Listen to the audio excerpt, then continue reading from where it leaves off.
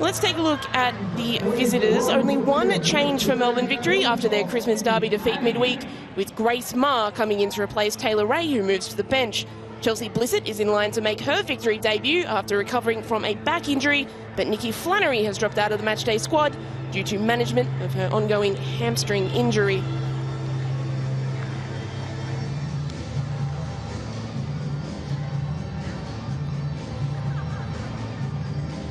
Melbourne Victory in their huddle, serious faces after that derby defeat. They took the lead through Rihanna Policina, and then Melbourne City pegged them back in the second half. It's a quick turnaround to this game, Christmas in between, so the players have had some time off with friends and family to reflect, but all business today. They'll be looking to get their season back on track with a win. That man, Corey Babington, Central Coast Mariners head coach, looking to stop them. It's a tricky little festive period, actually, for the Mariners, with games coming thick and fast. It means more problems to solve for their head coach, but he's seen steady improvement in his new look side as the season has progressed, and he has plenty of coaching experience to guide him through it. There are the referees. The central official today is Paige Malau-Julie. She's assisted by Delphina Shakespeare and Nicoletta Soteropoulos. The fourth official today is Harriet G. Well, Jeff Hopkins, he was positive overall about their performance midweek and the way that they limited Melbourne City's chances, but for all the positivity, it remained their fourth defeat in 9 games. Rihanna Policina, she was the player that gave Melbourne Victory the lead in that game, scoring against her former club. She also scored against the Mariners last time they played in round 3, that 1-0 victory. The game that Melbourne Victory will be very much hoping to replicate this evening at the Mariners' home ground. The Mariners, though, 2 games at home, 2 wins for them. They'll be hoping to continue Gosford as their fortress. It's Melbourne Victory who get us underway. The second grand final rematch of the season. The Mariners coming into this game in a 3-game unbeaten run. Plenty of form behind them. Melbourne Victory, though, they were pre-season favourites. They'll be looking to get their season back on track. Top of the table currently. We'll be hoping to stay there as long as possible into the new year. Joining me on commentary for what is set to be a fascinating encounter, Teresa Polias. Teresa, what are you expecting this afternoon? Thank you, Taryn. Yeah, a great game on our hands between 2 excellent teams. Plenty of history, you touched on that, and so there might be a bit of emotion out there today, but look at the conditions. They're absolutely perfect for a game of football. Certainly are. Gosford is a picture. Plenty of people coming up for Christmas and enjoying the festivities. The stadium, of course, right on the water. Absolutely stunning. Melbourne Victory looking to spoil the party, perhaps. Both teams will have had a nice Christmas break. But again, they're used to this in this A-League women's season. Straight back into football action. Rasmussen trying to create something for the Mariners. Gomez came in and the follow-through adjudged to have committed a handball offence. Lizzie Gomez was a second-half substitute in that round 3 game between these two sides. She came into the season with injury concerns, but since she has been fully fit for the Mariners, she has looked close to back to her best. Yeah, I'd have to agree, Taryn. She's looking really good. She's scoring goals. She's certainly a standout out there for the Mariners, and one that the Victory will definitely have to look out for today. Long ball over the top in search of Grace Maher. Of course, Maher coming over this season after spending some time at Western United. She spent time as a centre-back, but coming through the ranks at Canberra United made her name as a defensive midfielder, a tricky technical player. Rasmussen can't control it, but pulled back for the foul on Lorena Baumann. Good refereeing. She let the play go on to see if it worked to the Mariners' advantage. It did not, so the free kick came back there for the foul on Bowman. Mariners today in that white kit, the white top and the navy shorts. Not quite a kit clash with the navy of Melbourne Victory.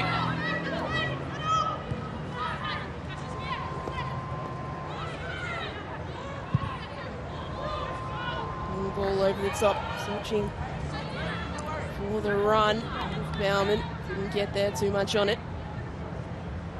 These two sides, two of the highest in the competition in terms of passing accuracy, second and third in the competition. Of course, Melbourne City, you always expect them to be number one. Yeah. But we can expect some good football on display. Yes, certainly. I think both teams enjoy building up. Not so direct all the time. They do have the ability to mix it up. Certainly should be an entertaining game of football. Hopefully we see plenty of chances and plenty of goals today. That's what we always want. Wonderful time of year to be consuming sport. No doubt plenty of people watching from back at the family home and wherever you end up at this time of year. Well, we're all enjoying the festivities. Players are out there working hard and we're enjoying the entertainment.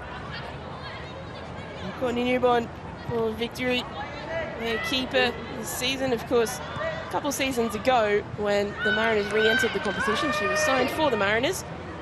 Mid-season transfer to Victory. The ball looking to be threaded through for the run of Kennedy White, the American. 6 goals already this season.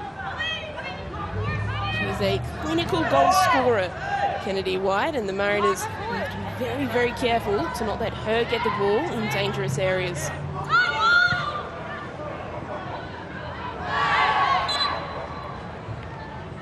Mitchell Lowe just hacked down by Isabella Coco de Scipio there. Not much subtlety about that foul. Yeah, Coco de Scipio letting her know she's out there and perhaps trying to get in the head early there of Rachel Lowe, but a quickly taken free kick. This is an interesting set-piece routine. Policina into the penalty area. The cutback! Defended away by the Mariners. They've just about gotten away with that one. They're very fortunate there, the Mariners. They all dropped off. Policina with some neat footwork here to get away from Quilligan. And no one approached her. She had the ability to cross or shoot. And they all dropped off. And that ball goes cross goal. That's the danger of Policina. We saw her in a very similar position in the Christmas Derby midweek. That time it was a ball from Alana Janchevsky that released her. She had a few less players in the box when she scored that goal, but she managed to score it from a tight angle. I did think for a moment that we were going to see a shot from Policina there, but instead the attempted cutback in the Mariners managing to get it away. Here's Holly Furphy, 3 assists this season. Ball delivered into the penalty area, cleared away once more. Victory flexing their muscles to start this game. Well, Policina's certainly exceptional in those tight areas. So it was surprising to see the Mariners back off in that area. Well, the Mariners have the highest duels won percentage in the competition, sitting around 53%. Most teams sit somewhere around that 50 mark. When you're getting up to 55, you're looking really good in that area. But that stat does suggest that they would be combative in those midfield areas. Instead, it's all Victory at the minute. Pickett will find Furphy, left the ball behind. The Mariners counter here. Trezula, Gomez into Marr. Attempted through ball there from White, not finding its target, and then Gomez fouled as White attempted to get a hold of the second ball. Yeah, that initial turnover in the middle of the pitch for the Mariners created a bit of danger, but Barwick Gray did really well to intercept Kennedy White's pass there. She knew exactly where that ball was headed. quietly going about her business this season. Barwick Gray, 21 years of age, returning to the competition after a long absence. That's good work from Coco DeCipio. Gets around her player. No crossing, cleared away by Kayla Morrison.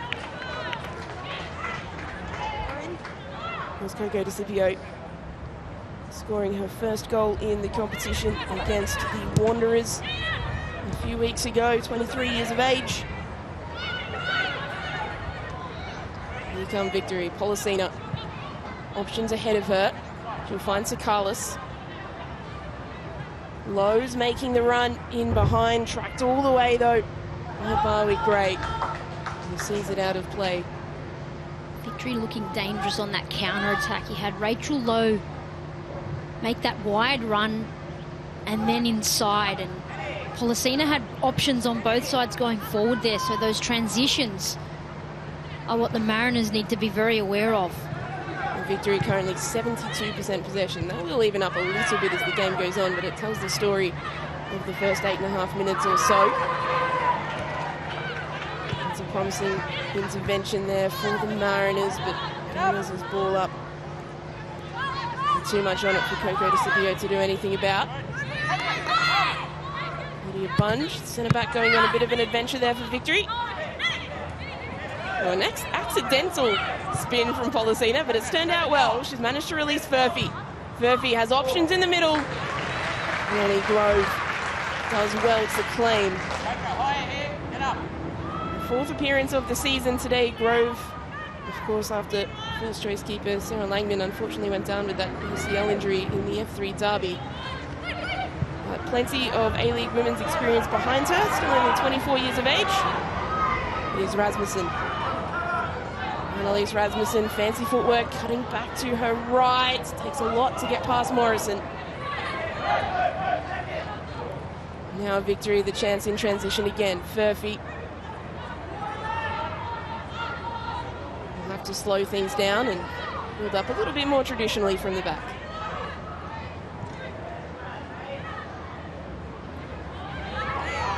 Intercepted by Krasula. Automatic touch around the corner from Rasmussen to try and find Gomez. It's interesting watching this unfold. The Mariners just not able to get any ounce of control over this game at all. Yeah, I think the word that comes to mind is impatient. At the moment, they just seem to be rushing their passes forward, not keeping the ball, not on the same page at the moment. Melbourne Victory well and truly leading that final third entry stat at the moment. That certainly passes the eye test. Certainly does, along with that possession stat. The territory that the Victory have at the moment, very dominant.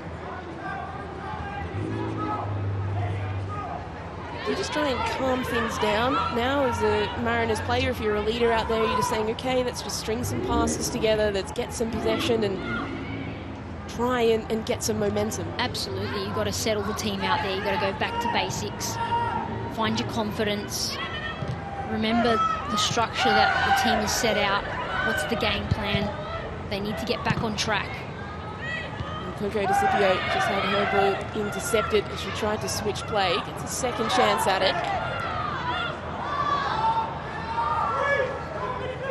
Played back to Barwick Gray, who's forced to go back and retreat.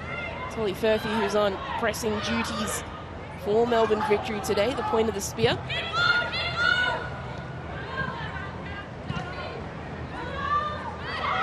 Bauman to Coco DeCipio. DeCipio trying to turn her player, does really well. Coco DeCipio's ball in. Cleared away, but as far as Gomez, who tried to go first time. Swing and a miss. Victory ends up with the ball via a foul on Rachel Lowe.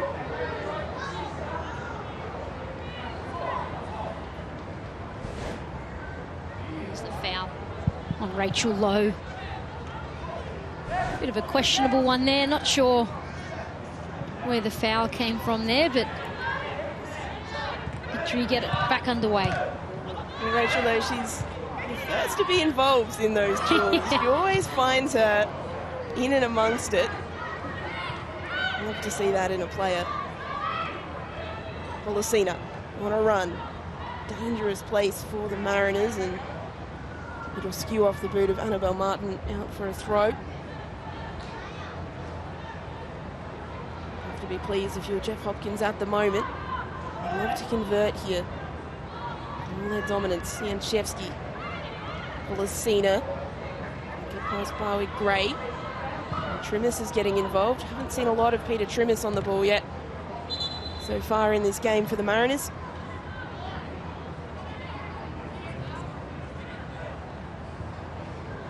We've seen an awful lot of Annalise Rasmussen on the ball. Certainly favouring that left side at the moment.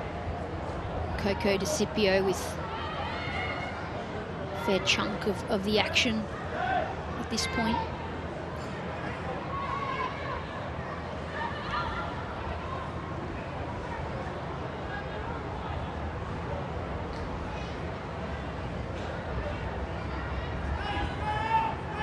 See what the right-hand side of the Mariners attack can do here, because they've had a couple of throws in this part of the pitch. Instead, they'll go all the way back and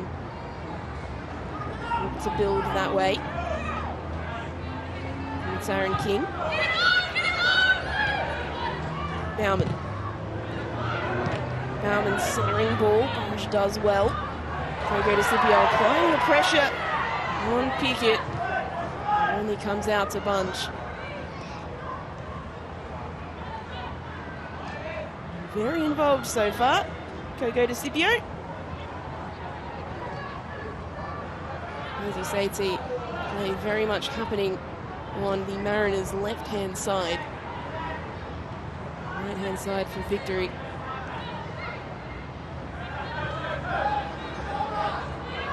Here's the side again. And Victory will go. That passing accuracy percentage at the moment, it is true to the pre-game statistics of these two sides being very high in that particular stat. Of course, that stat doesn't always reflect the passing abilities of players and teams. It's also to do with the style of play that the coaches want them to play. Often teams with lower passing percentages, well, the coaches set them up to play a long ball or try and switch play more often. Those riskier types of passes, that's right. Not so much the case with these two sides. And you mentioned before, Mariners going back to basics. I think that has to come into it as well. They're trying to build up their confidence again and get back onto the game plan. And that takes simplicity. Survived the first little period. What can they do with the ball at their feet now? Gomez. Herman was making the run, but the ball never arrived. So Gomez forced to go all the way back. A hospital pass. Grove alert to the danger. Sweeper keeper. That is outstanding goalkeeping from Annalie Grove. The fact she was ready for that came out of nowhere. Fantastic. Bauman. Gomez. Need to find her range so far, Izzy Gomez. Kazula. Martin. Great. This is calling for it instead. It'll be launched forward central. Headed away only as far as Rasmussen to Gomez. Skews the shot. Promising build-up play from the Mariners. Much, much better from the Mariners. They've kept it simple, even going back when nothing is on. And all it takes is a ball to land in the right spot, as it did there. The finish wasn't what Izzy Gomez wanted, but they're that kind of team that they can stay in the game, not be the dominant team, and they'll be able to score against the run of play. Unbelievably, that is the first shot in the game, despite Victory's pressure. Can they make something happen here? Sakalis, Cena. Sakalis able to pick up the ball. That's a nice turn. Janchevsky, that wand of a left boot. Looking for Furphy. Can Furphy keep it in? She can. Furphy again.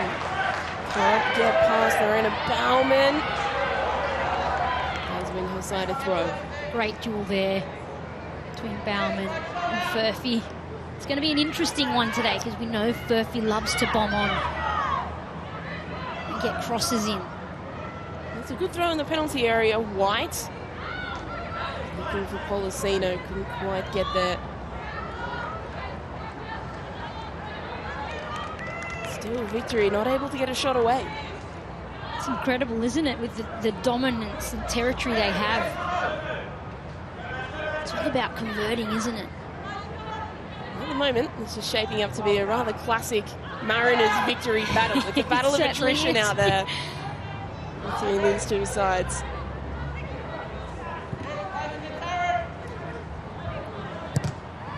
Bunch playing it forward. Kennedy White turning, Furphy arriving. Dealt with by the Mariners, who play it safely back and then long.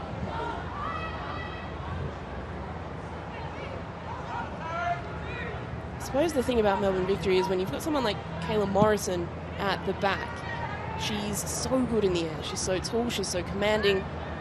You're not really going to be able to spam crosses or bomb long balls in because she's going to clean them up. Not even 9 times out of 10, 99 times out of 100. Pretty much. They're going to have to find another way. Those balls into the box in the air, like you said, 99 out of 100 times aren't going to work.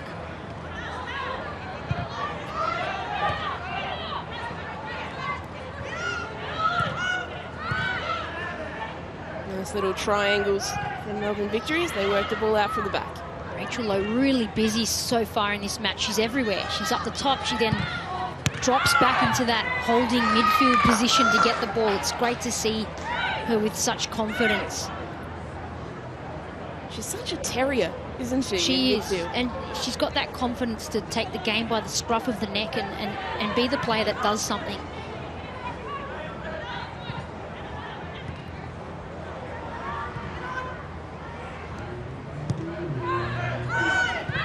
Quilligan. And for Gomez, couldn't control it. Now, Victory, numbers forward. Look at this run from Sakalis. White's in the middle.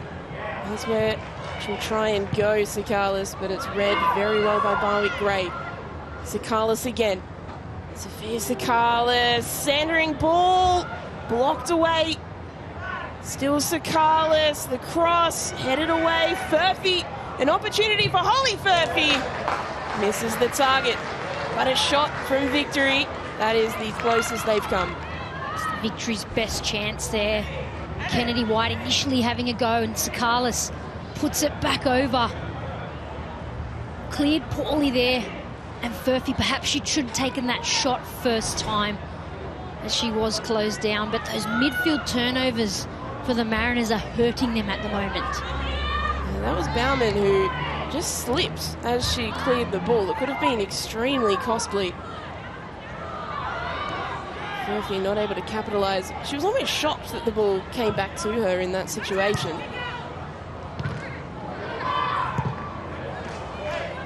Coco DeCipio. I've seen that a lot. As much as Coco DeCipio's been really involved, she'll win the ball back in that area and then just launch it. It's a very low percentage kind of play. Yeah, I think you've got to look at the supporting play of the Mariners. I think they're a little bit off the pace. And when someone's got the ball, there's not enough support around them to keep the ball. And I think that's why we're seeing a lot of turnovers in the midfield. And that from Gomez. That was just a... Well, not quite a yellow card at this stage of the game and that deep in your own half. But it's skirting the danger. It's close enough to one. I think she's got to be really careful because it's too early to let your frustrations get the better of you. Here's White. First touch from White, gets away from her, and Grove alert again.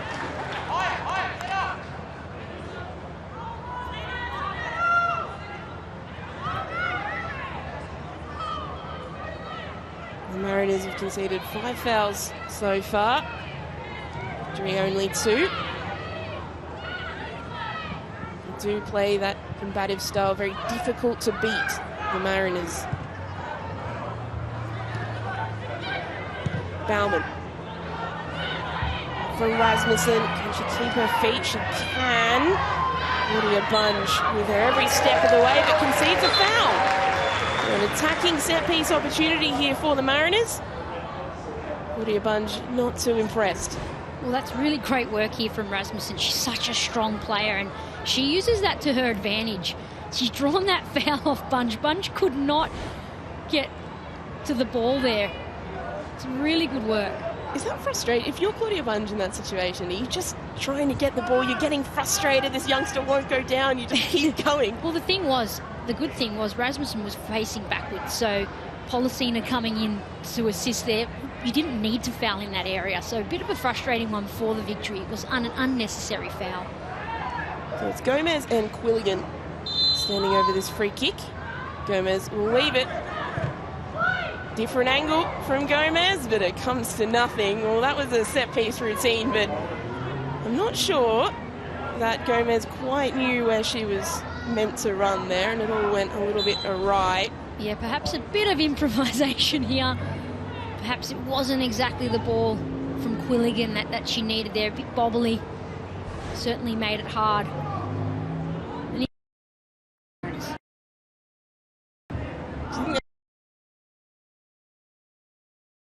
Perhaps. You normally see that kind of a play out wide, not so much in a central area.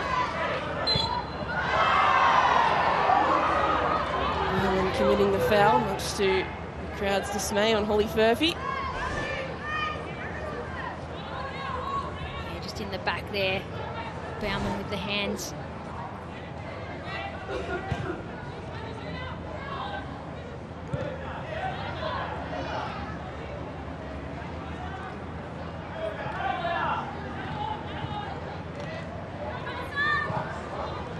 Victory again. And the ball out from the back. Mark. The line. And King deals with it relatively well. Victory of the throw. I'm fascinated this season by Grace Maher wearing the number 81. She wore 18 at Western United. 18 was taken at Victory by Kayla Morrison. You see that often though, when a number's taken. You'll take another number with the same numbers, like 81. Seen that numerous times. Yolana Janchevsky's 66. High numbers in the Victory camp. Someone's already got that number 6 jersey. I think Caitlin Ford wears the 19 for Arsenal instead of the 9, is that right? Close enough. Something of the sort. Rasmussen taken to ground, a heavy challenge.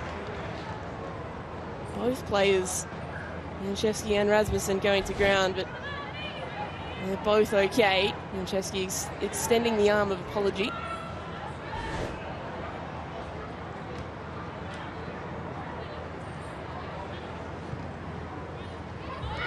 That possession stat now reading 55% to Victory. Has dropped since that first 10 minutes.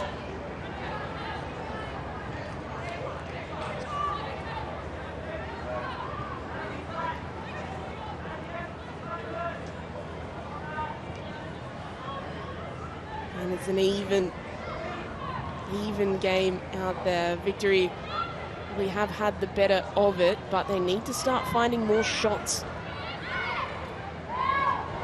You don't shoot, you won't score. Well, that's certainly something they've surely looked at in their play. They can be such a dominant team, and their ability to get shots away,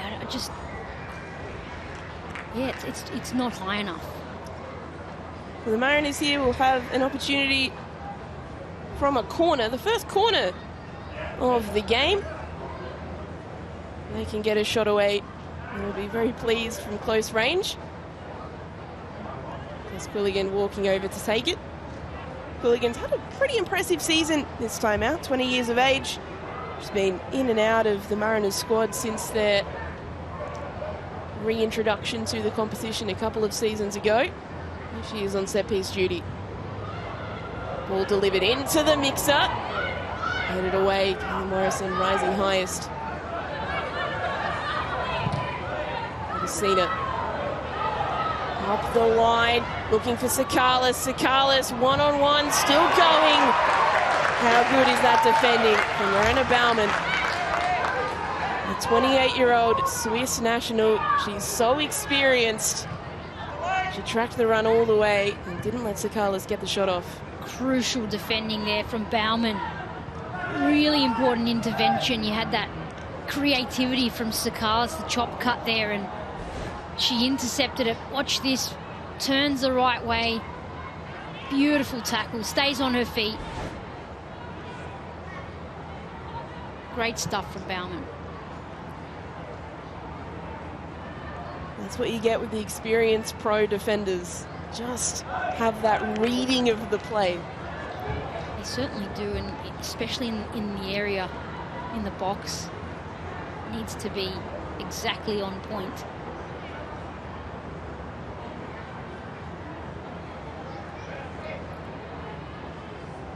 Annabelle Martin contemplating a long throw here.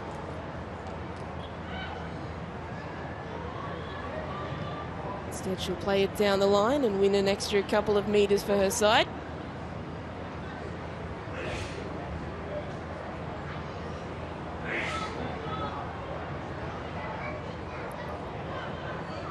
Ball thrown in. Dealt with well by Victory and then launched forward immediately. Kennedy White this time, the player who's furthest forward, and Bowie Gray showing off some of her experienced pro skills, just nudging White off the ball. Of course, Bowie Gray, 31 years of age. This is only her second season in the competition. She played for the Western Sydney Wanderers back in 2015-16. Has been impressing in the NPL New South Wales since then. Posted recently on Instagram, it's never too late to relaunch a dream. And she's out there playing very well. Here come the Mariners again, but again, it's Coco DeCipio just running into navy blue defenders. Chance at it now, Trimmis. Can Peter Trimmis do on the ball? Low delivery. Morrison was there, but out for another corner. So perhaps the Mariners just building into something here. Yeah, they're working themselves into this game, and I think their ability to stay in a game. Here's Trimmis, great work on the wing there to get it into an awkward area for Morrison to deal with, and the result is a corner. And like I said, the Mariners have worked themselves into this match, and they've probably created the better of the opportunities.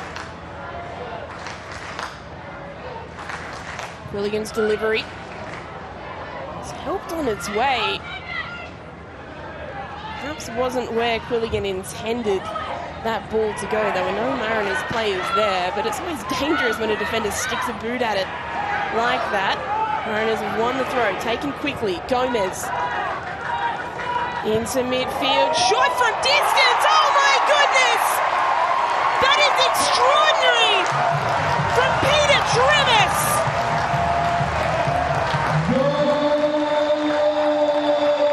She barely had a touch all game, and as soon as she gets the ball at her feet, she produces magic.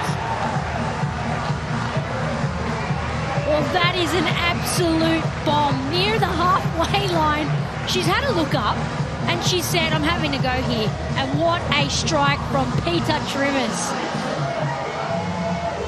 That is exceptional.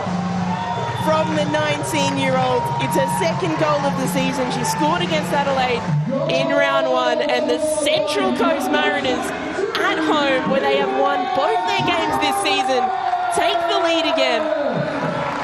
Well, this reminds me of their last match, Taryn. They were against the run of play, were not the dominant team. They stayed in it, and they scored first. What a moment. Wow. Well, the Central Coast Mariners, one goal to the good. Melbourne Victory have applied the vast majority of the pressure in this game, but as you say, T, they didn't capitalise. The Mariners stuck with it, and it's an absolute wonder goal. It was a wonder goal, and you see Trimmis thanking her gods above after. That was all her. Stunning strike. certainly a contender for goal of the year at this point, I'd say. Absolutely sensational stuff. She must have felt it as it came off that boot. What a strike. Well, the next 15 minutes or so before the halftime break, crucial, because the Mariners will feel if they can go into the break with the lead, that gives them everything they need. Definitely, they need to use this brilliant strike. Take another look at that. You can watch that all day, couldn't you? What a strike from Peter Trimmis. But they need to use this now and swing the momentum of this match in their favour. Well, how did Melbourne Victory respond? That has to be so demoralising for Jeff Hopkins' side. After all their hard work up until this point, the first shot on target in the game. We said earlier, you don't shoot, you don't score. That's right. The exuberance of youth. Peter Trimmis has said, well, I'm going to have a strike. You mentioned it a couple times, Taryn, about the Victory working up and not even getting a shot away. So, it's certainly true, it rings true that you don't shoot, you don't score.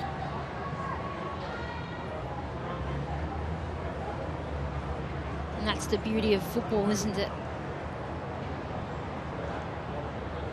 Victory want to work their way back into the game. The Mariners, maybe they're hunting for a second. Gomez goes to ground.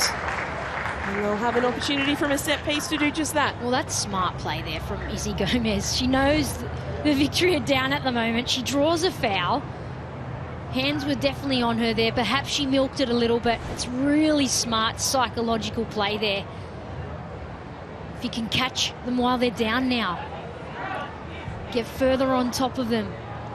The 13th foul of the game. No cards yet. But it is the Mariners. It's just Quilligan again. I imagine it'll be similar to a corner routine. Players stacked for the Mariners looking to run in at that back post. There's a lot of space at the top of that box there for a cutback. Bauman is lurking if the opportunity presents. Ball delivered in and cleared away. It's Bauman. He's going back to chase.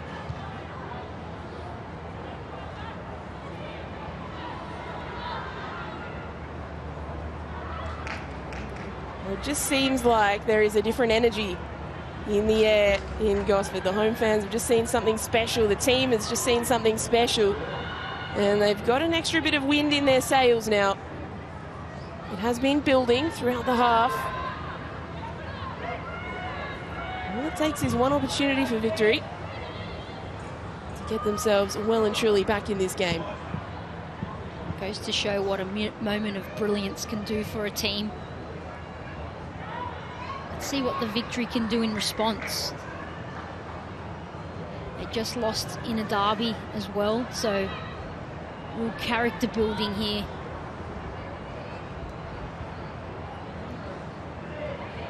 And of course, Melbourne Victory, they've already lost 4 times. They're top of the table, but they've played the most games by some margin on some of their rivals. They've played 4 more games than Melbourne City, for example. Yeah.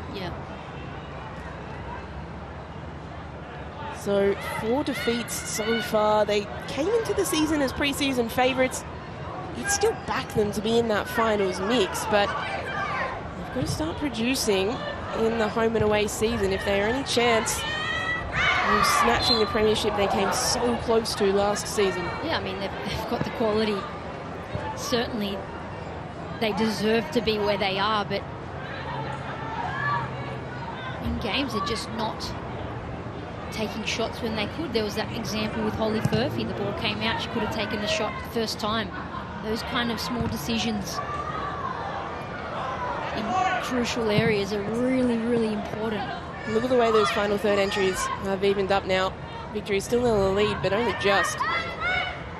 Mariners have done well to get themselves back in that game. They had the period where they steadied themselves, as you mentioned, T. They took some time to get everyone on the ball, everyone play some passes.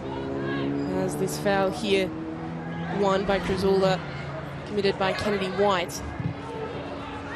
And once they got themselves back in the game, moment of magic has meant that they are the much happier of the two sides at the moment.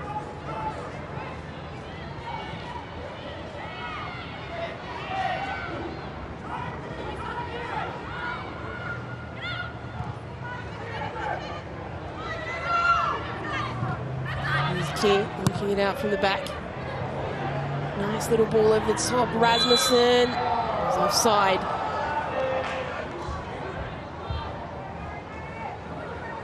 We've seen this a lot, actually. The Mariners using Rasmussen's height. They're trying to launch it to her, and then her job is to play it to usually an on-rushing Izzy Gomez. She's really good at holding the ball up. That's her style, and there's not many strikers around like Rasmussen and with that ability, especially against really tough defenders, the likes of Bunge and Morrison, and she's certainly more than holding her own. She's dictating play up top there with her back to goal, bringing others into the play. She's gotten a lot better over the seasons at doing that.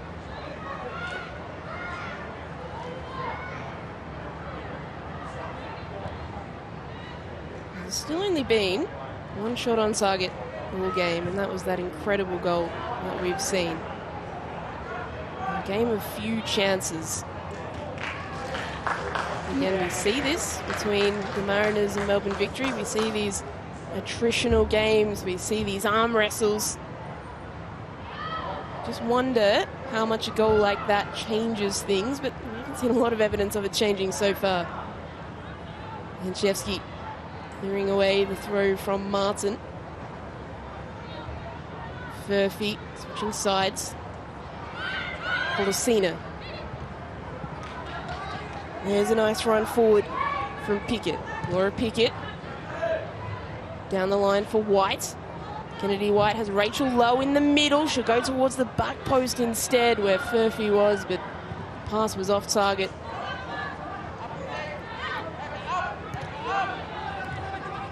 Victory heavily outnumbered in the box there anyhow. Perhaps they need more numbers getting forward for those crosses coming in. They've had a few of them in this match.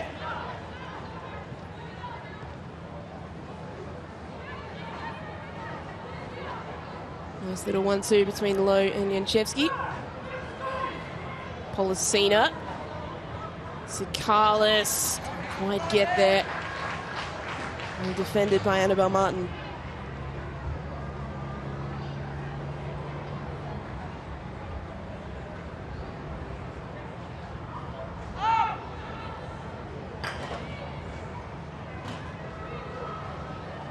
The Mariners winning out off Lowe. Victory do have numbers back, which makes this play in transition difficult. Quilligan, nice little Sarge. Rasmussen can't get it under her control. Now here comes the Victory again. Polisina trying to make things happen. Ball in behind for Furphy. Holly Furphy cutting inside. The strike off the crossbar. An opportunity on the follow-up perhaps is cleared away. Furphy coming so close to her first goal of the season. And on the back again of good work from Polisina. A great link up between Polisina and Furphy there. That's exactly what the Victory need. Furphy nipped in front and took a shot. And although it hit the woodwork, hopefully with more efforts like that, it gets closer and closer. And they'll start to convert. Well, inches away from Melbourne Victory's first shot on target. Inches away. Really well to nip in front of Taryn King there, and the left peg. Great shot. Certainly had Annalie Grove beaten. It's the underside of the crossbar too, you know. Umpires call in cricket, DRS, so close, so close.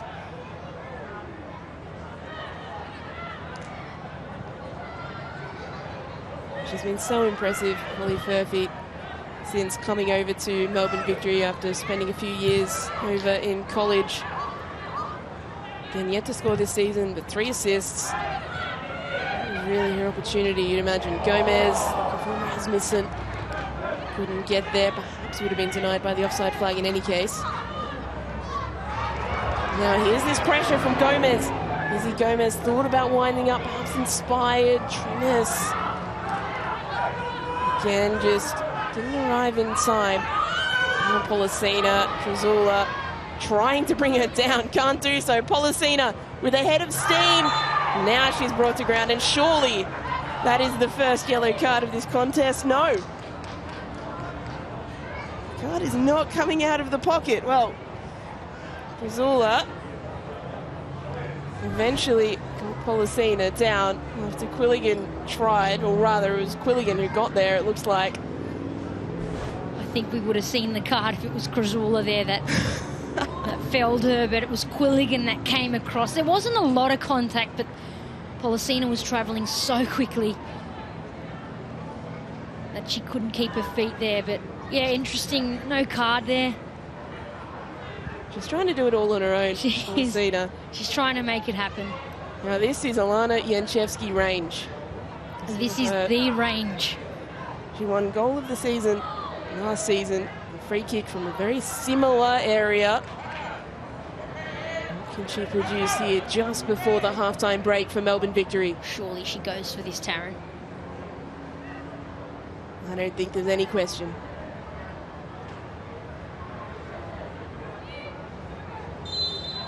Alana Janchevsky for Melbourne victory. Oh, tricky for Pollicina! Side netting. Well, she had us fooled, and she had the Mariners fooled there. A good little play there. And Pollicina just didn't connect with it how she would have wanted. Victory perhaps a little unlucky in front of goal in the last 2 attempts at least. Well, she certainly did have us fooled. That is another one from the training ground. The Mariners will be so aware of what Janchevsky can do from that range. Kennedy White cutting back inside, away. And Scipio can't get it away for the Mariners, but they'll win the throw. Fourth official puts up the board. 1 minute of stoppage time in this first half. First half that has been, well, a typical affair between the Central Coast Mariners and Melbourne victory that we've come to expect over the last few seasons, but separated by that wonderful Peter Trimmer's strike that no doubt will be replayed over and over again.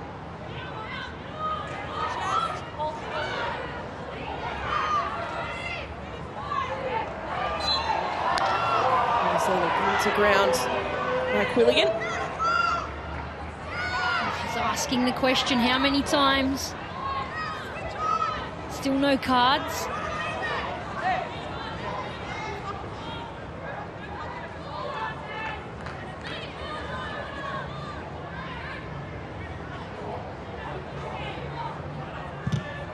Andrew's free kick.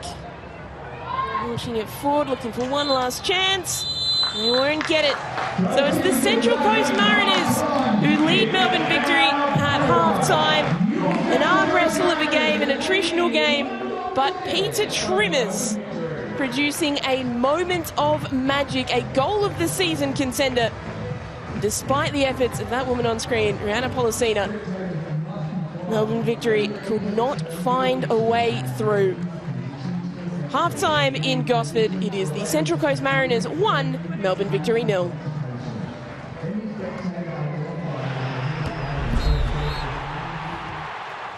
So let's take a look at how the first half unfolded. It was Melbourne victory who had all of the early pressure. They certainly did. They had plenty of crosses in and attempts in and around the box that didn't actually eventuate to a shot, which was quite weird actually, because they had so much territory in that front third. And there was just no one there to pull the trigger. And someone who certainly did pull the trigger, Peter Trimmers. What a strike. I mean, a moment of absolute magic here from Peter Trimmers. We don't often see her taking shots from range or in those central areas, so perhaps she sort of caught everyone off guard there, but she looked up, she saw it was on, and she hit it absolutely perfectly. Victory came very close to equalising before the break. This ball from Policina to Furphy, the underside of the crossbar. Yeah, great teamwork here between the two. And the shot just hits the woodwork, frustratingly so. And once again, Janchevsky, we thought she was going to go for it. Perhaps the clue was normally Policina's on the ball with her, and Policina just did not connect with that shot how we normally see her do. So here is the tail of the tape for the first half. The thing that stands out to me, T, 0 shots on target for Melbourne Victory. Yeah, I mean, for the amount of possession and territory they had in final third entries, 0 shots on target definitely is an area they need to look at. Well, still plenty of action to come in the second half. Don't go anywhere. It's the Central Coast Mariners 1, Melbourne Victory 0.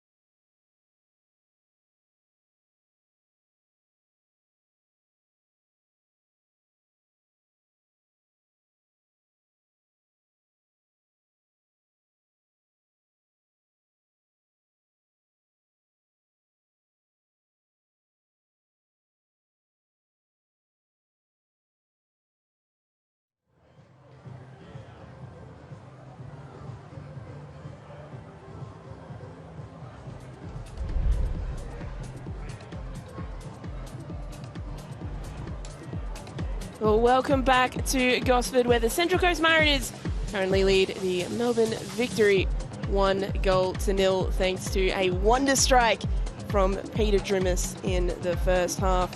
Well, we caught up with Mariners defender Liz Barwick-Gray on her return to the competition after 10 seasons.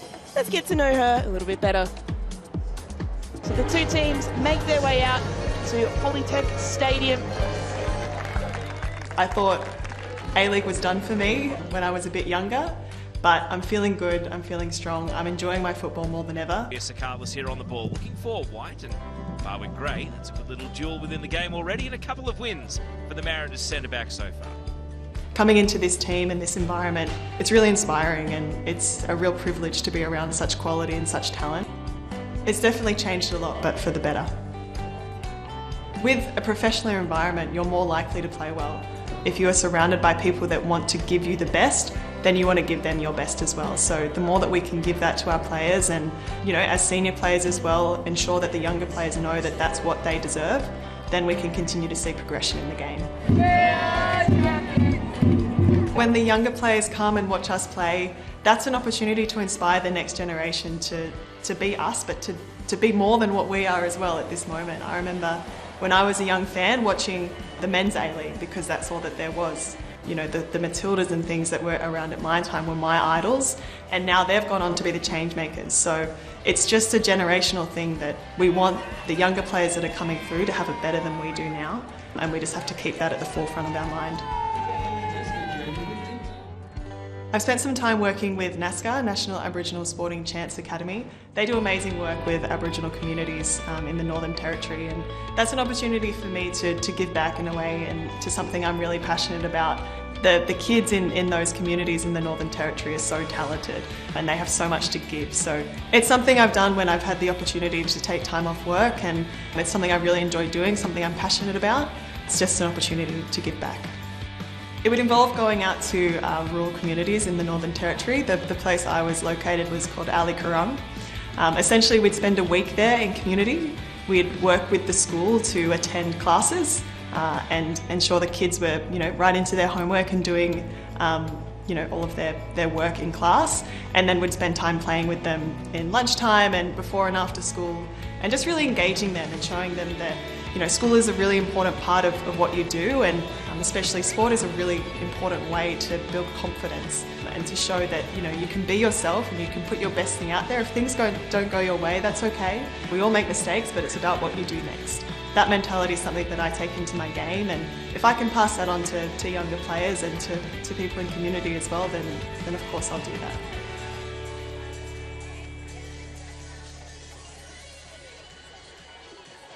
Well, Teresa, you played with Liz Barwick-Gray back in the day in her first stint for the Wanderers. How good is it to see her back out there? So great to see her back, although on the opposite end of the field. No, it's great to see. It's such a success story. Well, speaking of a success story, let's take a look back at this goal that separates the two sides in this game. Peter Trimmis, what a moment for the 19-year-old. She could not have scored many better goals than this in her career. An absolute moment of magic here. She came in centrally, she had plenty of space around her, identified the shot was on, and how about that for a strike? What? Absolutely hit those cobwebs in the top left corner there. Wonderful strike. I mean, we can look at this for days, can't we? Angle after angle. You just really got to appreciate that strike for what it is. That will be up for goal of the season. So round 9 so far. Currently Adelaide United leading Western Sydney Wanderers 3-0. The Mariners leading Melbourne Victory 1-0 in this game. And Newcastle v Canberra just about to get underway. Still plenty more action to come in this game. Don't go anywhere. Second half coming soon.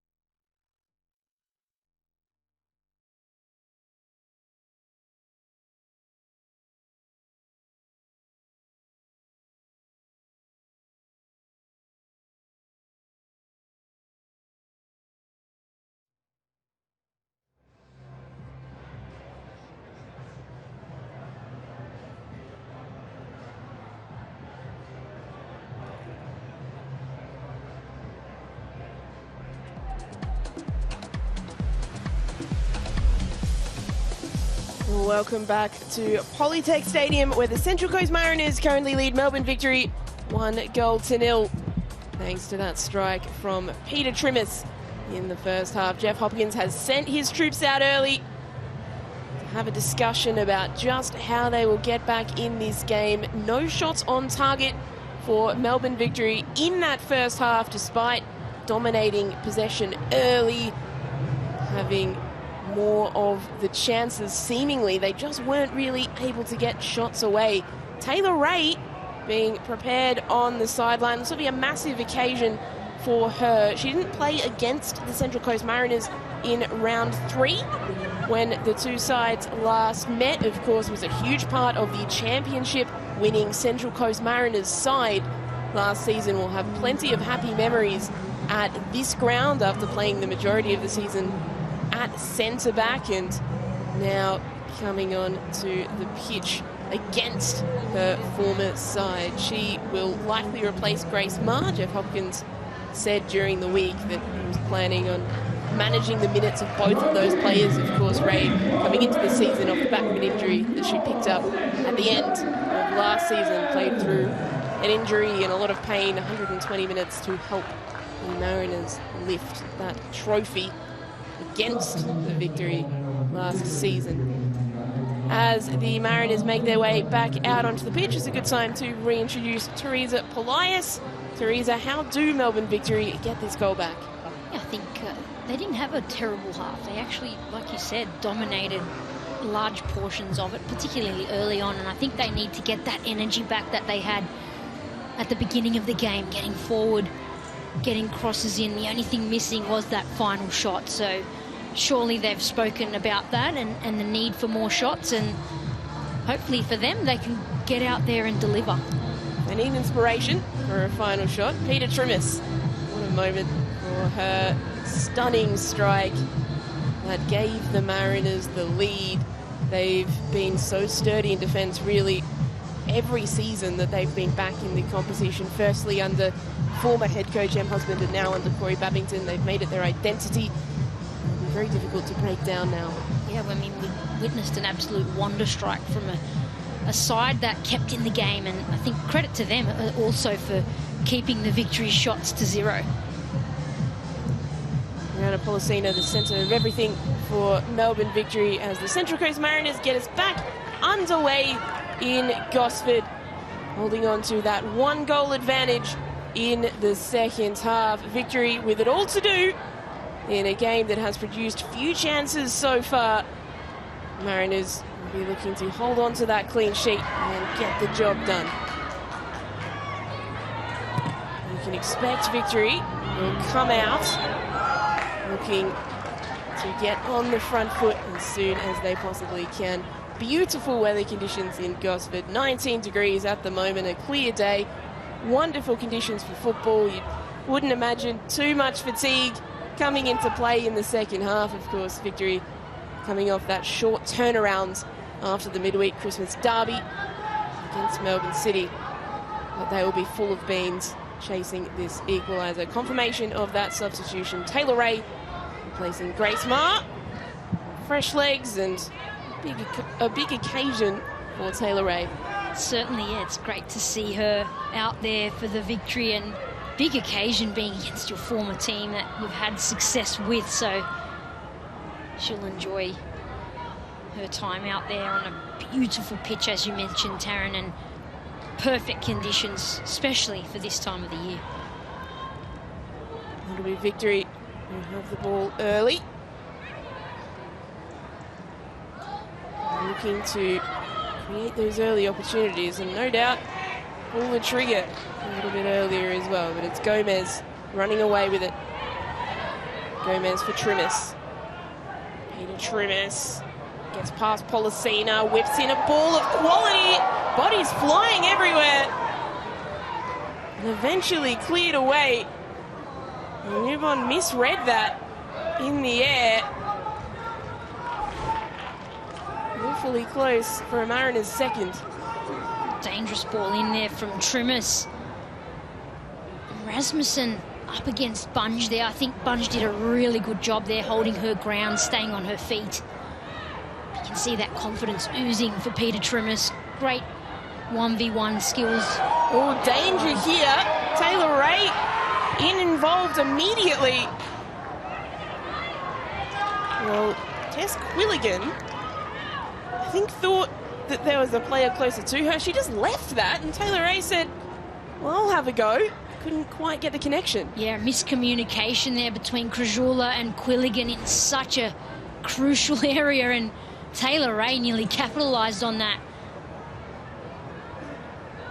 She recovered just in time, Quilligan, but Victory with a corner here, and we know how strong they are on offset pieces. There's been a few of those little errors Victory haven't been able to capitalise on in the first half. Can they do so in the second? Janczewski in swinging delivery. Cleared away. Back to Janczewski. Second chance at it. Policina up against Gomez. Gomez using all of her strength to win the foul against Policina. She is the danger player, Rihanna Policina. She is. She's involved in everything for the Victory. She's the creator out there. So certainly a player that's always going to be marked tightly, and we saw that with Izzy Gomez.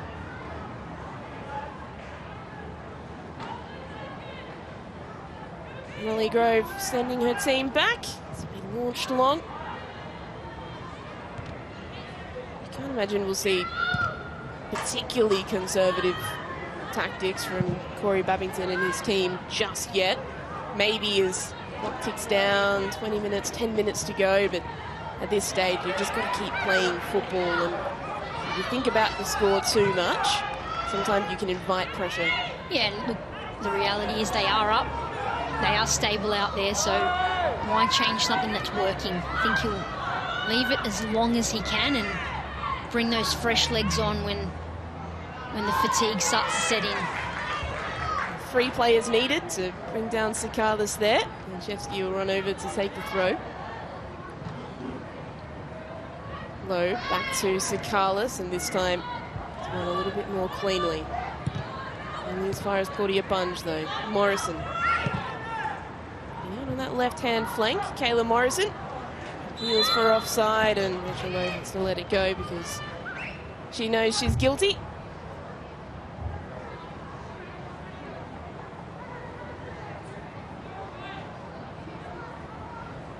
Something that we see occasionally, where when you're looking for a goal and you're looking to make things happen, your leaders, your centre-backs step up. I mean, we see it a lot with Melbourne City, with Rebecca Stott. She often goes wandering.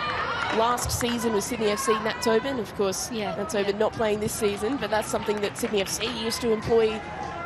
Kayla Morrison absolutely fits that profile of player where she can step up, she can provide that leadership in midfield and create chances. She's got a good boot on her to do that. Certainly, and it creates that overload, that extra player as well going forward. So, yeah, she'd be more than able to do that for Victory going forward.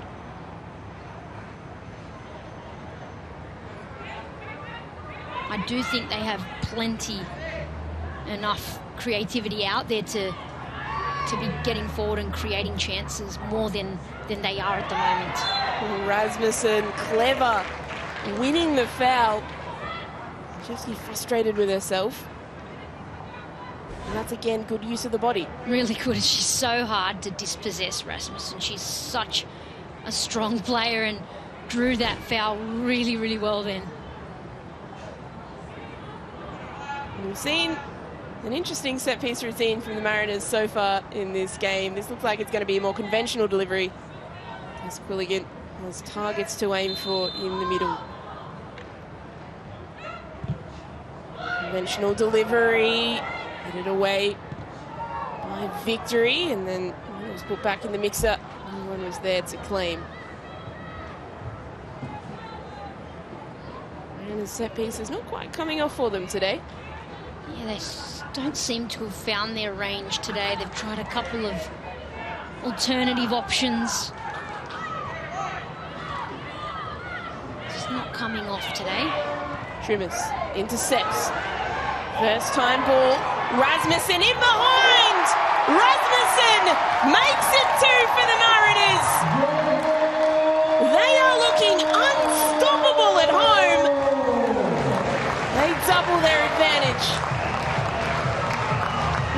Rasmussen's exceptional in front of goal. Her ability to finish chances. We saw her do it against Canberra United from such a tight angle. She had players in the box to cut it to, but she backed herself. She's oozing confidence today. She went for it, and it paid off. The second assist of the game for Izzy Gomez as well. And, well, they love Rasmussen here in Gosford. Central Coast, born and raised. Their first ever signing when the team was reintroduced into the competition. And now her fourth goal of the season. Everything is being set up for a big, big year for Annalise Rasmussen. Yeah, poor turnover there for Victory in the middle of the pitch, and Gomez identifies Rasmussen was isolated. Really smart play from the Mariners.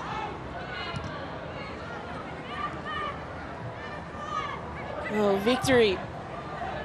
It's always going to be tough to come back from a goal down against this sturdy Mariners side. Now they've got to come back from 2 goals down. Again, the Mariners have only played 2 games at home before this one. They won both of them. And now they are 2 goals to the good in their 3rd home game. Polytech Stadium is a fortress. Certainly is at the moment. And when you've got a player like Rasmussen up top terrorising that back line, so hard to dispossess. And now she's punished them with the shot. 2 shots on target for the Mariners and 2 goals. Now what a great ratio that is. Perfect. They did come into this game. The Mariners have only had 19 shots on target before this game, and they'd scored 10 goals. So now they've had, what's that, 21 shots on target for 12 goals. That's pretty good. They have the highest big chance completion rate in the competition, as we take a look at this pretty clear foul there on Bauman, who went flying. 85.7% of big chances they convert. Look at that XG. It's incredible. 0.12 for the Mariners, stuff. and they are 2 goals to the good. There are people, if you've ever played the video game Football Manager, there would be windows there'd be laptops flying out of windows looking at that statistic. But the Mariners are being clinical. They're on for a 3rd here. Rasmussen can't quite get there. We don't often see the Victory falling apart. Before that challenge earlier, we have finally seen a yellow card in this game. It was Laura Pickett committing that foul. So a yellow card for Laura Pickett, the 21st foul of the game. Victory had a good claim that a couple of Mariners players should have received one before Pickett, but that foul was one too many that time.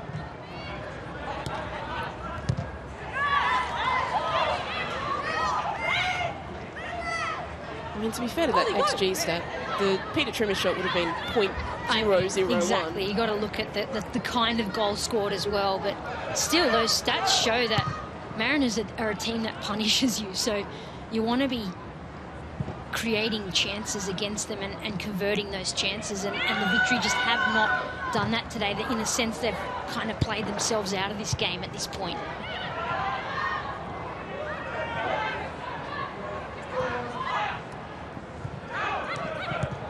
Ray.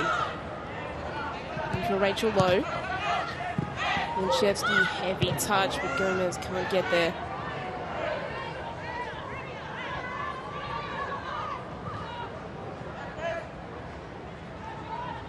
Well, if things stay as they are, this would be Melbourne Victory's 5th defeat in 10 games.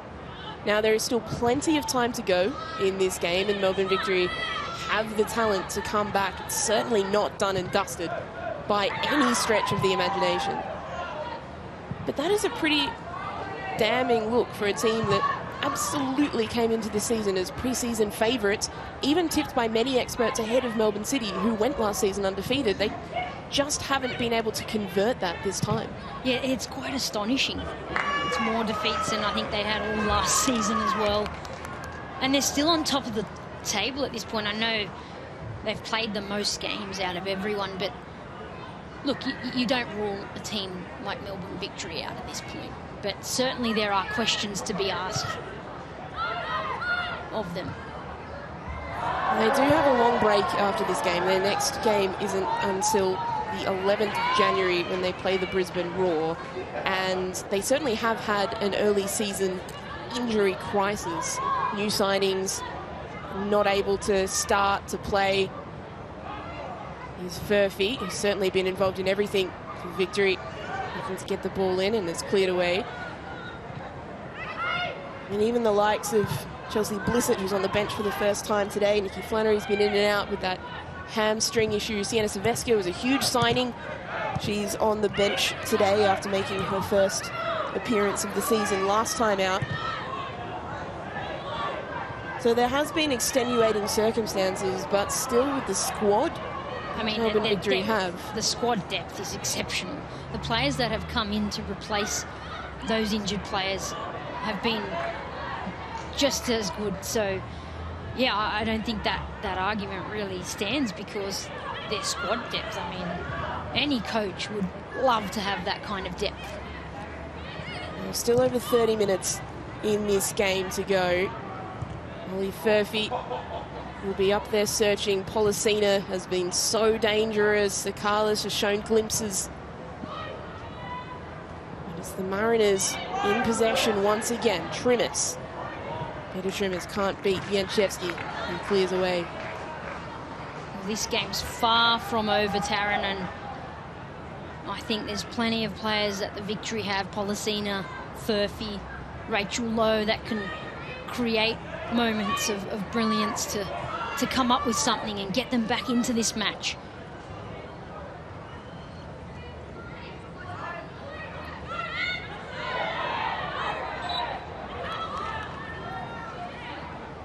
Mariners winning a foul. Crisula brought to ground by Policina. Saw a shot earlier of Grace Mart playing some ice to her leg. She's another player that's been in and out with injuries. Managed alongside Taylor Ray, who is not fully fit herself. She'll be very disappointed with the giveaway that led to the second goal, Taylor Ray. But again, she's hasn't played a lot this season. Ball taken away from Trimmers, and the Mariners another chance to build from a throw.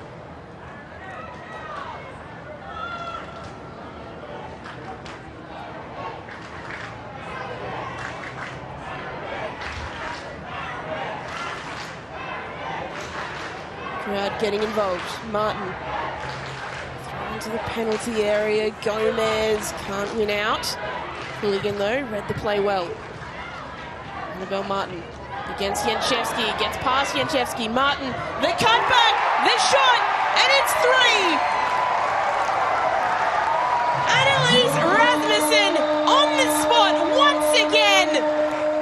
The Mariners are running away with this one. Well, they're absolutely terrorising the Victory on that left side. This time, Martin gets a wonderful touch away from Janchevsky, and Rasmussen in the perfect position to finish. Through the legs of Bunge. That is what she does. Annalise Rasmussen has a knack.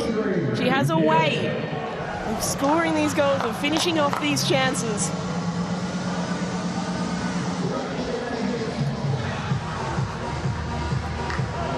Rasmussen, when she first came to this competition, she was unknown. That's right, yeah. A kid from Gosford. She wasn't really involved in any junior national teams, but through her form in this competition forced her way in. She was part of the under-23s recently that went away and won the ASEAN competition. And you can see this talent. She's tall, good hold-up play, almost in the mould of a Michelle Heyman kind of player. And she knows how to finish. She knows how to score goals, and what a talent. But her growth as a player from where she started to now is exponential. She has really figured out the style of player she needs to be. She's been, I think, blessed with the kind of coach that you need to develop as well, and they've given her the game time she needs, the coaching that she's needed as well, in terms of on the field and off it. And credit to her, she's really, really learnt how to play to her style and how to play brilliantly, and it is a joy to watch.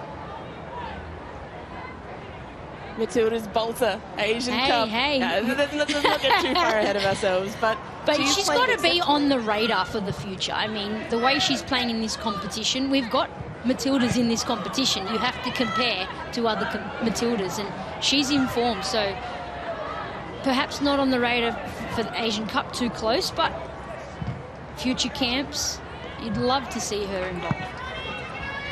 Yes, quick.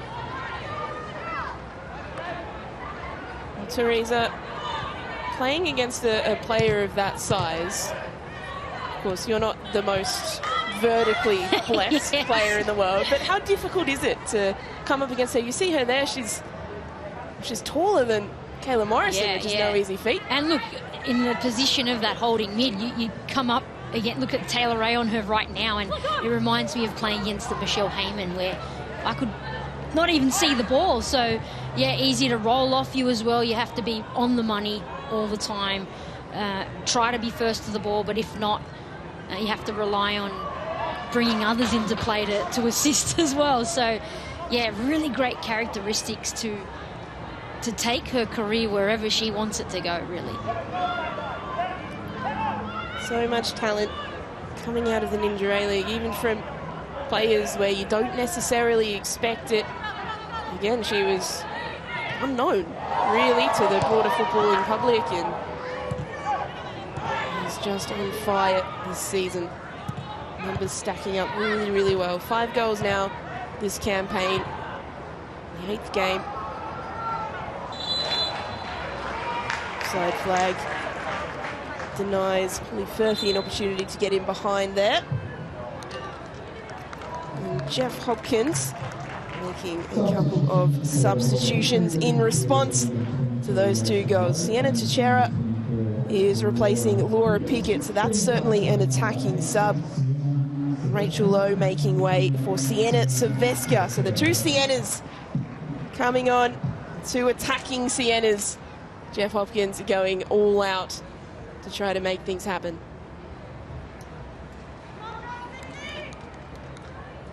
It's wonderful to see Sienna Silvesca out there. She missed the first part of the season due to a medical issue. She made her first appearance in Melbourne Victory colours after signing for the Western Sydney Wanderers last time out. She is so talented. We speak about talented youngsters, or Sienna Silvesca. Yeah. Unbelievable. She's always in that conversation, isn't she, Taryn? And great to see her back out there. We've missed seeing her play, and it'll be interesting when she starts making starts for the Victory, and who's going to take the free kicks? Her and Yanchevsky, they'll be flipping a coin, I think.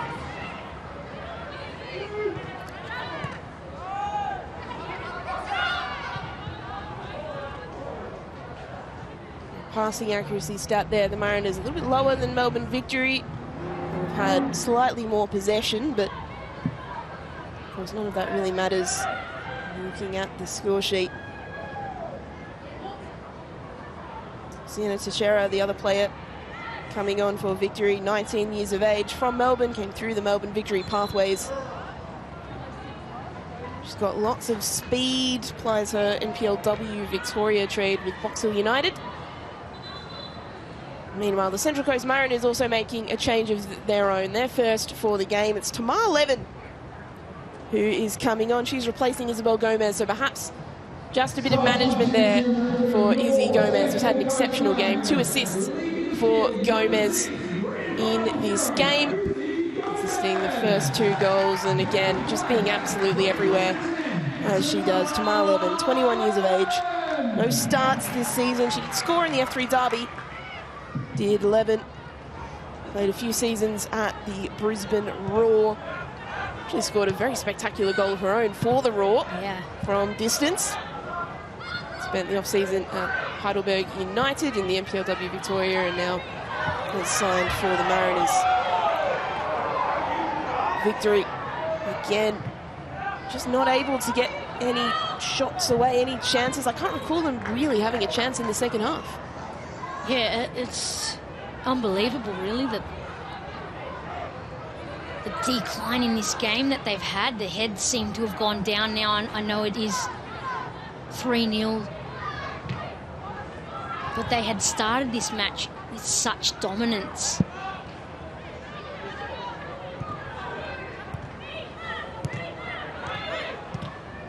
And maybe it is a little bit of that quick turnaround from the Christmas derby as well coming into play. Playing on the 23rd, and then you have Christmas, you go away, spend some time with your families, switch off from football a bit, and then bang, straight back into it. Only 4 days between games, so it is a tough one in that sense. Yeah, and on top of that, it was a tough derby loss as well. So you're looking at it from a mental standpoint. Perhaps that break in fixtures will do them a world of good, and they can get back to the training pitch and really work on a few of the things that they need to hone in on. We speak about the Mariners' strength at home as well. Not only if this result stands will there be 3 wins from 3 at home, they've also never failed to score 3 goals at home this season. That's unbelievable. A 3-0 win against Adelaide in round 1, then the 4-1 derby win. Well, that's a statement to the rest of the competition as well, that, you know, when teams travel to the Central Coast, it's going to be a tough shift, and they're able to score goals. It's a tough shift, often because of that player there, Izzy Gomez, who was receiving a warm round of applause from the crowd as she walked off. She should. Fantastic shift, 2 assists, very productive. I don't think she was too happy to go off, really, and it's always good to see a player want to stay on the pitch, but Babington obviously wanting to manage her and make sure she's fit and ready for the next match. So Ella O'Grady preparing to come on. She's replacing Kennedy White, who hasn't had a lot of touches on the ball in this game, White. So O'Grady from Brisbane, scored against Brisbane on debut back in October 2023. Another one of these talented youngsters, 20 years of age, scored 3 times in total in the competition. She would love to make it 4, maybe 5, maybe 6 in these 20 minutes that she has, but it's the Mariners in possession again. Rizula, ball over the top. Trimis was there, a little bit too close to Newbon.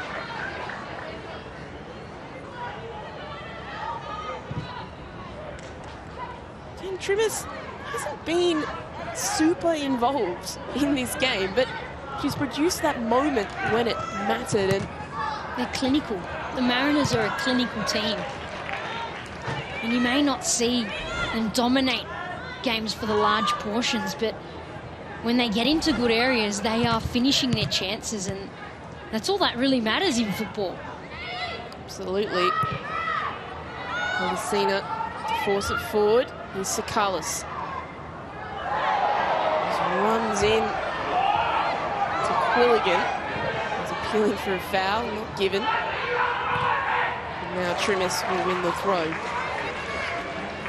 Just gone the wrong way there, Sakalis.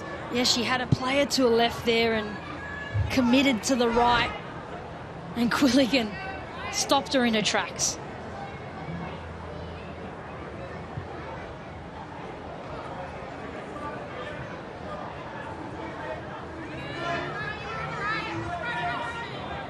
We talk about being clinical. Kennedy White, who's just been withdrawn from Melbourne Victory, as Kayla Morrison is a dangerous one to deal with there. The offside flag was raised against Coco DeCipio in any case. Kennedy White is as clinical as they come. She's scored 6 goals so far this season. You get her in areas to score, she generally will. But Victory haven't really been able to get her in those areas, and that's probably why she's been withdrawn. Well, she was starved of the ball early on. They didn't take their chances. They didn't have enough shots, even though they were getting forward into the right areas. And then the Mariners worked themselves into the game, and she was starved of the ball. We didn't see any shots from the Victory. We still haven't in this half. A lot of the game being played in that middle third of the pitch, and that is where, when the game first started, that first 10 minutes, it was all victory. They were winning the ball in that middle third. As the game's gone on, suddenly it's become all Mariners. That's right, and that momentum shifted and the confidence of the Mariners increased, and now they're absolutely on top in this match. The heads are a bit down for victory. The mistakes have shot up. And they still haven't had a shot on target either, T. So we're 73 minutes into this game. Of course, Holly Furphy hit the crossbar in the first half. Policina came close as well, hitting side netting, but still no shot on target. We've got to produce at least 3 of them in the next 17 minutes if they're to walk away from Gosford with a point. It's mile 11, the substitute. Bringing Policina to ground there. And Chevsky entrusted with the free kick. There's the foul on Policina there. She's doubled up, and Levin just wraps her arms around her. Ball delivered in to the mixer again. Furphy's there. Sakalis at the back post. Trimmers was following her run. Out for a corner. There's that delivery from Janchevsky, back post. Lands wonderfully to Sakalis, and just that tight angle, and she couldn't get enough contact on the ball, but corner kick.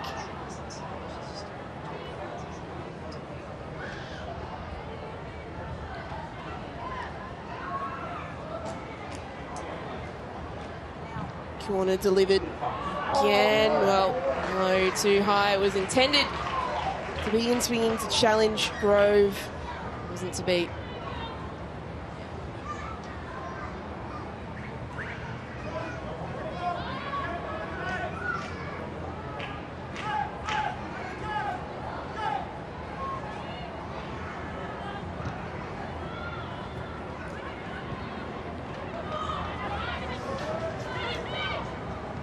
Taylor Wright trying to force it forward, just pushed away by Taryn King. 11 can't win out in midfield. Sakalis. Sophia Sakalis, fancy footwork. Silveska and Chevsky. Back to Silveska. Silveska's delivery! So close for Ella O'Grady. The substitutes combining. Clever run in behind from O'Grady. Just wide. Well, that's a pinpoint ball from Silveska. We know she can do it. O'Grady gets on the end of it, and it's wide, but promising signs from the 2 subs coming on. That's what you want to see your subs doing.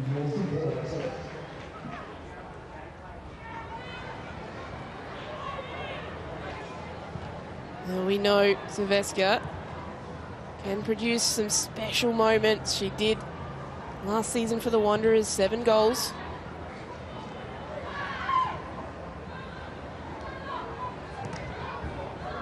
Not just 7 goals as well. There's 7 goals in the side that finished bottom.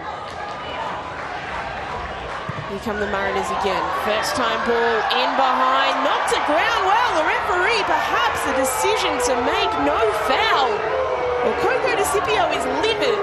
If that foul had been awarded, there is an argument that that could have been a denial of an obvious goal-scoring opportunity. T, what's your take on that one? Well, it certainly looked like there was contact in the back there. Last player, Bunge, I believe it was.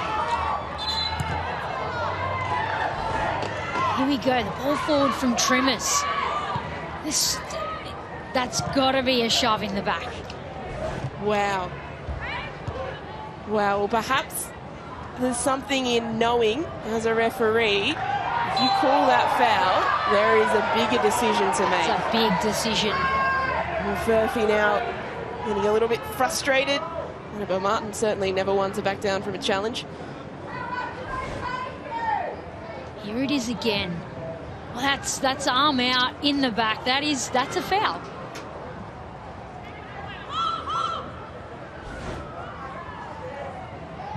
That angle there, I think, said it all, Taryn, for me. Well, that'll certainly be a talking point. I mean, see, for you, if it is a foul, is that a red card? That's the next question. There were players around.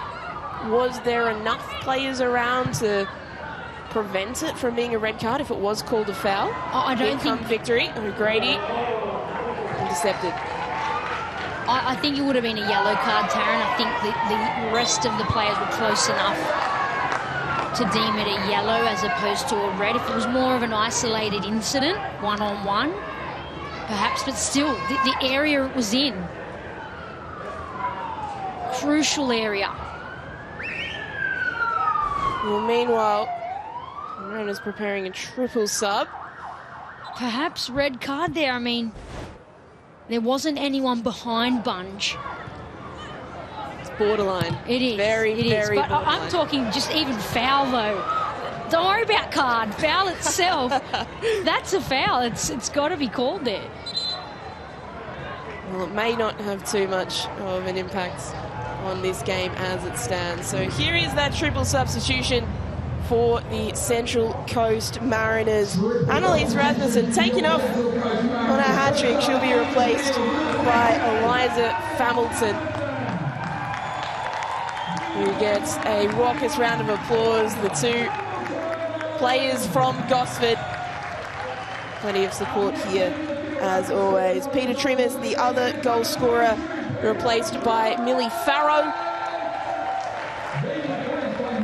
And then the third change there will be Kaya Buchanan replacing Taryn King.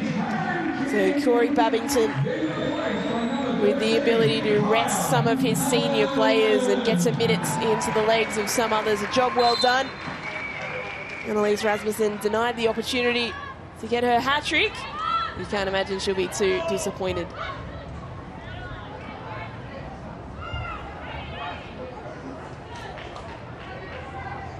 And Millie Farrow came into the season with injury concerns. The Englishwoman, 29 years of age, she burst onto the scene a couple of seasons ago for Perth Glory. Season last time out with Sydney didn't quite work out just due to injuries and struggled to get on the pitch again. It's great to see her out there. There's that ball delivered in from Cruzula. Chasing it down is Coco DeCipio. Feels that she should have earned a foul a couple of minutes ago. Covering defence sees Melbourne Victory win a throw. These youngsters for Melbourne Victory, they haven't given up on this game. Heather O'Grady running her hard out. Ball delivered in, it beats the first player, headed away by Martin, and then a foul committed on Eliza Familton. Of course, Eliza Familton had a moment to remember on debut against Newcastle, scoring in that game.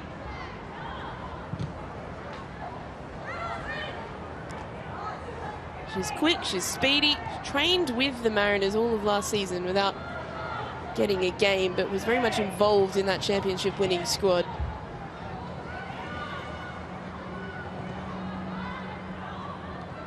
Victory produced a chance. Last few minutes. And the substitutions have added a bit of energy. Triple sub for the Mariners might just take them a few minutes to get into the game. Kai Buchanan, the 23-year-old Marconi Jr., spent the off-season at Mount Druitt Town Rangers, where she did enough to impress and earn an A-League women's contract. Hasn't looked out of place at this level at all in the opportunities that she's gotten so far this season.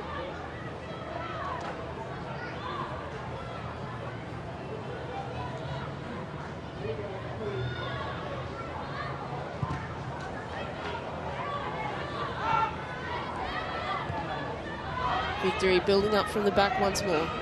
Kayla Morrison. Trying to do it all herself, perhaps. Janshevsky. Polisina. Now Sakalis. Sakalis all delivered, but again, a Mariners player just in the way. Janshevsky. Now the delivery towards the back post. Dangerous. Headed away by Gray. So solid. Just that experience allows her to read the play really well. Here they come again. Victory trying to square it. O'Grady. Bit of a swing and a miss. Now Furphy has a go. Good save, Grove. And we'll have to stop play here because the save from Grove has ricocheted into O'Grady. Well, it's a shot on target for Melbourne Victory. Grove's done really well. Yeah, great work here from Teixeira to cross it in, and this kind of just sums up Victory's game in a sense. Really unfortunate. They got into a good area once again. Since they've made those subs, they've had a couple of chances, which is promising. These subs, particularly O'Grady, has been very, very busy. Just a bit of energy, a bit of life. Mariners, plenty of energy and life of their own, and substitutes that really want to impress. Here's Farrow. Lily Farrow slipping it in for Levin. Tamar Levin, first touch was a little bit heavy. She'll try and chase this down and win a corner. Instead, she keeps it in. Levin, still Tamar Levin. Courtney Newborn saves. If I'm not mistaken, that's the first shot on target that the Mariners have had that hasn't resulted in a goal. Well, that's an interesting stat, that one, Taryn. Good work there from Levin. I mean, they're 3-0 up. Quite comfortable now in this match. I think it's all about management at this point. That would be great. That's a nice centering ball for Farrow. Really Farrow, you know she's got speed. Familton.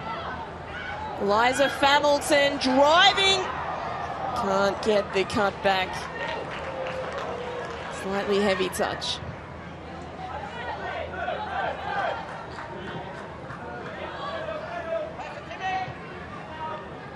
How about the recovery there from the Mariners players? Farrow and Familton recovering back. They're 3-0 up, but they're still putting in that work. They want this clean sheet. They want to show the rest of the competition that anyone who comes to Polytech Stadium is in for a rough match, and that's their fortress. It certainly is. Not only a fortress, but a place of lots of domination. Again, 3-0 round one.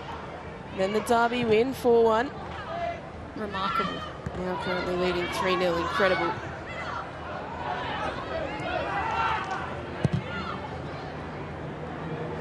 Centering ball. Both players seem to lose that in the sun. Furphy against Bauman.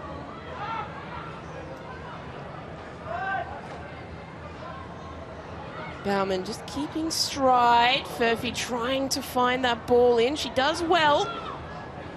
Two Mariners shirts in the way before it could get to Policina.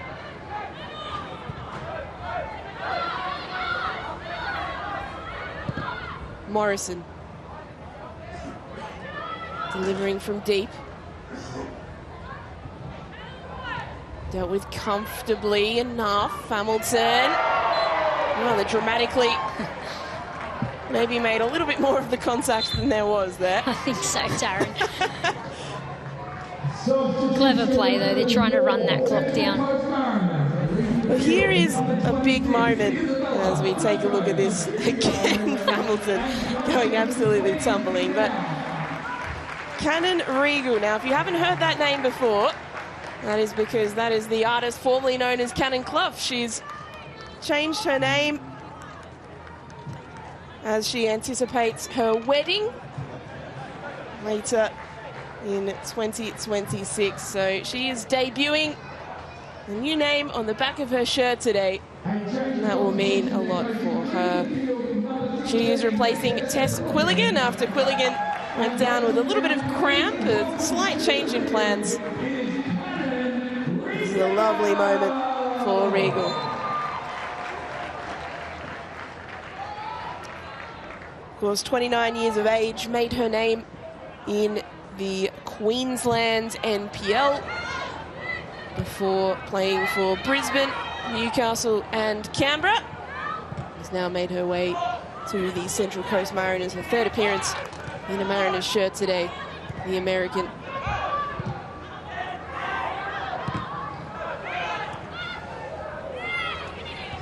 Nice work from Janczewski to find Polisina. Polisina in space, trying to slip in O'Grady. Offside flag was raised. Good awareness from the Mariners defence, even at this stage of the game.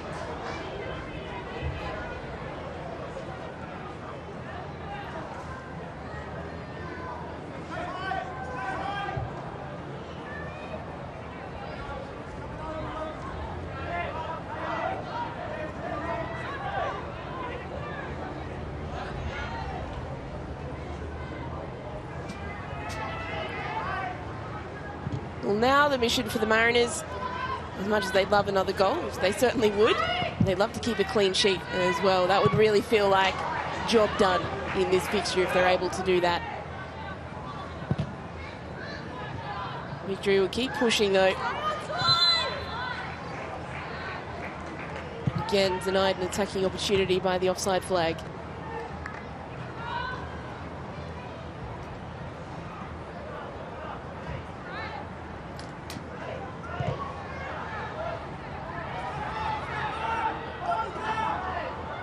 Real high press from Victory here, so Grove takes her time accordingly.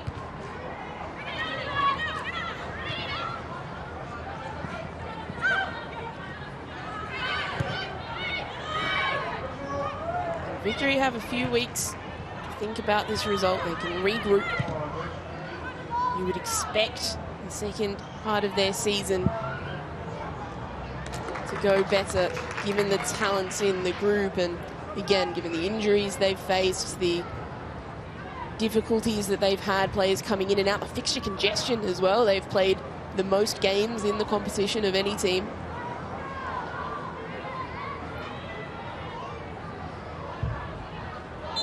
Yeah, that certainly, I think, has a role to play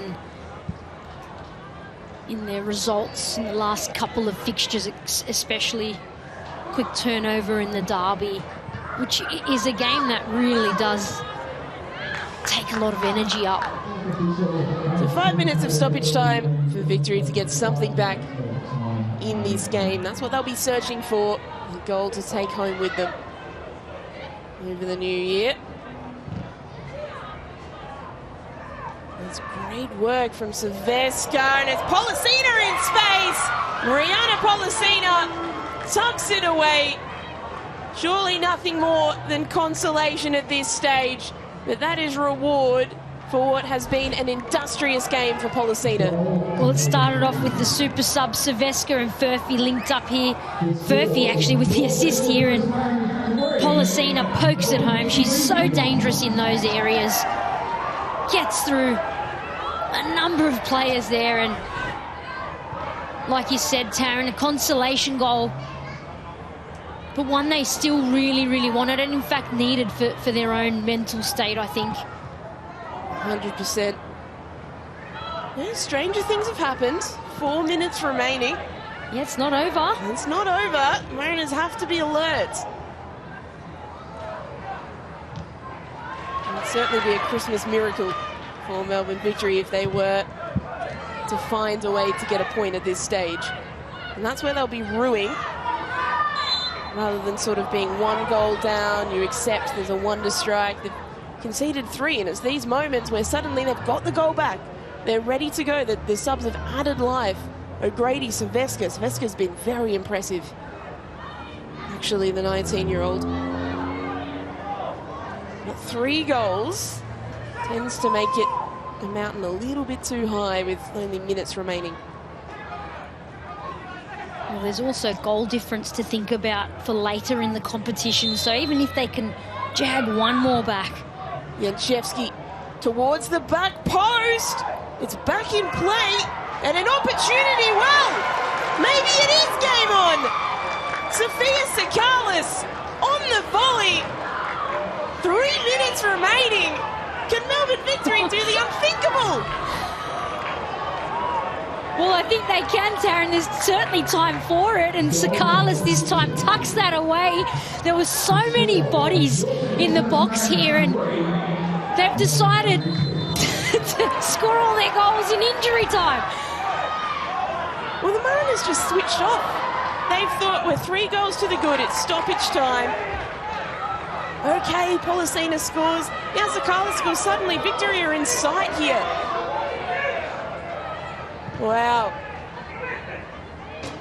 Well, can you imagine the nerves now out there for the Mariners? This is danger time. Oh, now in behind. It's Ella O'Grady. Ella O'Grady in behind.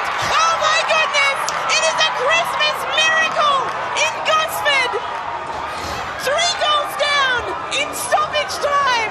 And Melbourne victory have equalised. Have we ever seen anything like this? What an amazing comeback. It's O'Grady in behind here. The Mariners completely fell apart here. And the victory equalised. Never say never. You cannot write anything off in this game. The Ninja A-League continues to produce. This is the best league in the world, Teresa. It really is. Can you believe it? Ella O'Grady has looked so good. She has looked so good since coming on. And that is reward. And now we've got an additional problem for the Mariners because the physio is on Corey Babington. What can you say? What can you say? How do you process this, Taryn, as not just us watching and calling the game, but as a player out there to process what's just happened? It's an absolute miracle for the victory. Wow. Wow. Well, there's a lesson for everyone, isn't it? Policina scores, we think, 3-1, good for victory. Oh, yeah, the goal consolation goal. Oh, my goodness. Oh, my goodness. Look at the faces of those Mariners players. They can't believe it. They're shocked. It's 3-3 here, Taryn, and this would feel like a terrible loss now for the Mariners. This is one you go home, you will not stop thinking about. There's still time. There's still time for a winner. That's what victory is saying. That's right. What am I? That's what they're saying. They're saying, I'll tell you what, if there is a winner in this game, victory have all the momentum, and coming off is Cannon Regal. They will be down to 10 players for these final minutes, however long they are. It was about 93 on the clock when that goal went in. So we've got at least 2.5 minutes left. Referees tend to add on time for goals as well. We've had 3 of them. Well, Babington's had a chat to Farrow. Perhaps he's given her a bit of tactical advice now. What do? Do you go for it? Do you try and hold it at 3-3? Because the victory are all guns blazing now. Well, the Mariners have gone long from kickoff. They are down to 10 players due to that injury. And victory are being urged forward. All the momentum with Melbourne victory. And in behind is Policina. Furphy! Oh, heroic defending. Heroic defending to keep it level. That was almost the moment. It was, but I think it was called offside here. There will not be a corner. Oh, the offside flag. And Barwick Gray was not to know. Oh, listen to the intensity now. Listen to the crowd. Listen to the benches. This is one of the most remarkable things I think I've ever seen in football, and it's not over. Mariners win the foul. We'll go to Scipio. Furious, trying to take the throw in quickly, but it was a foul, so they've got to go back and take the free kick instead. I'm speechless, Taryn. Speechless. How many more minutes do we have in this game? Could be 1-2 minutes here for either side.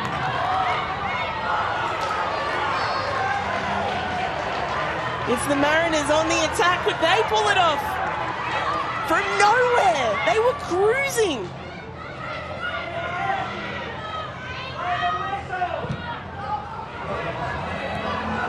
Will launch forward. Furphy in chase. 97:45 on the clock. There's 5 minutes well and truly have elapsed. We had a stoppage of about 3 minutes due to injury. We've had 3 goals. Corey Babington receiving a yellow card. He can't believe what he's seen. We can't believe what we've seen. Can they pull this off? Victory.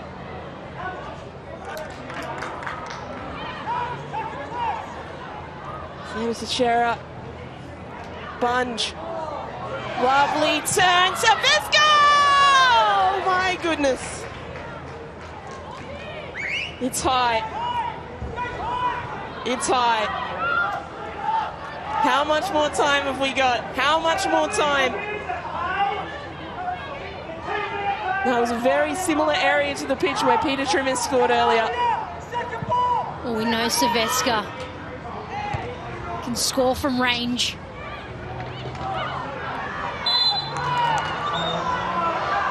Foul. A foul, a yellow card. There's Isabella Coco DeCipio. They've got to be quick, Victory. They've got to be quick. Surely there cannot be much time left. The Mariners defending with 10. Well, they're going for it, Taryn. Victory are throwing everyone up. Janchevsky with the long ball in, the header. And it's straight to Grove. Well, the Central Coast Mariners were 3-0 up at the start of stoppage time. And 3 minutes later, it was 3-3. Melbourne Victory have pulled off one of the most remarkable rescue missions you will ever see. 3-3. It ends in Gosford. The Central Coast Mariners shell-shocked. You have to say, this has been peak dub. It does not get any more remarkable than this. A grand final rematch for the ages. Ella O'Grady scoring the final goal to level things. The Mariners still furious, but they will have to live with a point. Full time in Gosford.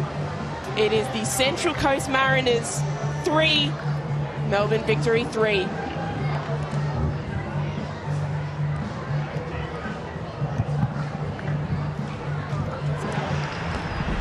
Teresa Polias, how do we even put this into words? I'm still processing this one, but let's look back at who started it off. It was Peter Trimmer. She had tucked in, no one around her, an absolute wonder strike from range to get the Mariners ahead against the run of play at this point. But this is what sparked the Mariners back